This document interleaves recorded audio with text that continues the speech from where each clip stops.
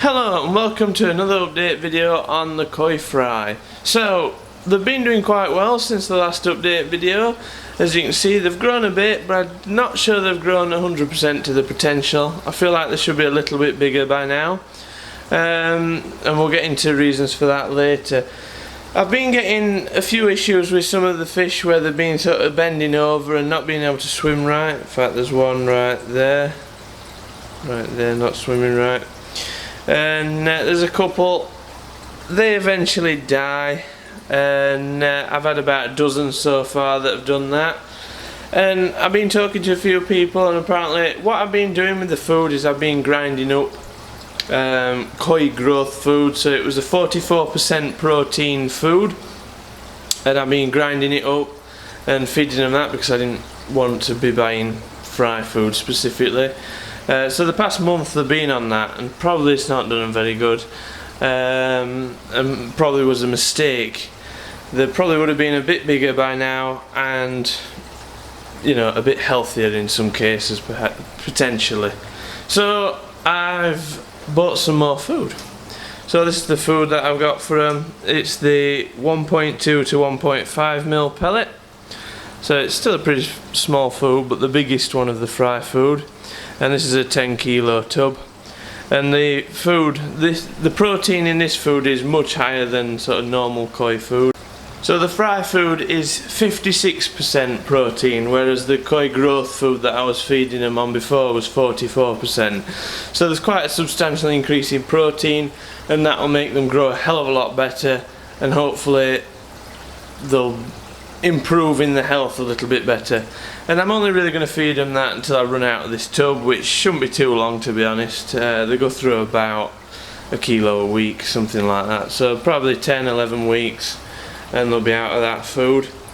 But then I'll be feeding them that lower protein growth food, but they should be quite a decent size by then.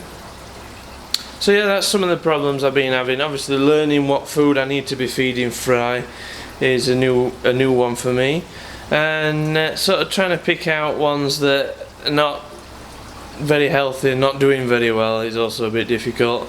I've sort of been leaving them to their own devices, and so far they've been pretty happy. I'm really surprised how many koi are in this tank. I cannot believe that I've only had really a problem with a dozen of them so far, and not a hell of a lot more. I really expected at this point to only have probably a couple of hundred fish left, so I'm going to need a bigger quarantine tank eventually. But there we go, see how we get on with them, see how happy they are. So I've also set up the fish feeder up there to feed them 4 times a day. It doesn't feed them an awful lot, it just gives them a handful. They probably could do with more than that, but I like to feed them by hand mostly. It just feeds them when I am not in. So that's what I normally feed them every time I pass them, really. Pretty much every time I walk past I just put in a handful like that, and they'll eat that again in another 10 minutes. There's really no stopping them. They'll eat all the time, constantly. And hopefully they'll grow a lot quicker on that new higher protein fry food. I think the food itself actually sinks a little bit. It does appear to. They seem to drop down, as you can see now. They're dropping down and either chewing it or catching some that's sank slightly below the water. But they'll be up again in 5 minutes.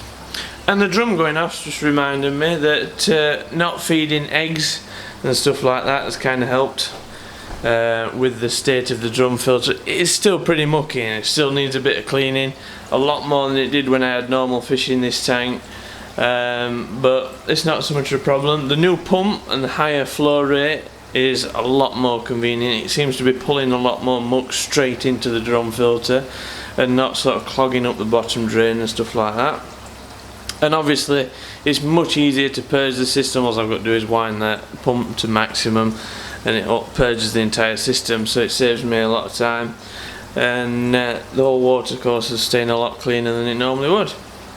So these fry are currently about 20 degrees. It fluctuates slightly because they're not heated directly by a pond heater. They're heated by the air temperature of this building, which is usually kept at 20 something degrees, and they lose a little bit of temperature from that because of the pipework in the basement. So they're doing pretty well at that temperature. I would have liked them at 23 degrees, which is the optimal growing temperature, but 20 is the best I can do for this tank. Maybe later on when they move into my bigger tank, they'll be at 23 degrees, but that tank can't have fish in it this small, and they'll just go straight down the bottom drain and into the drum filler. So that's the problem with that. I'm not sure how they'll be getting on in an outdoor pond this time of year. The pond will be getting about 13 degrees, an outdoor pond, so I imagine they'll be pretty dormant. I don't know how fish this small get on with sort of winter at this time. Perhaps somebody who's keeping fish in an unheated pond could let me know how their fish are getting on. That'd be quite interesting. And but these fish are doing really well. I'm really pleased with them. Hopefully they'll keep feeding and grow like crazy over the next month and catch up with what they should be at. Thank you for watching my video. If you have any questions or comments, then please put them below. If you want to see more videos like this, then please feel free to subscribe, and I shall see you in the next video. Thank you for watching.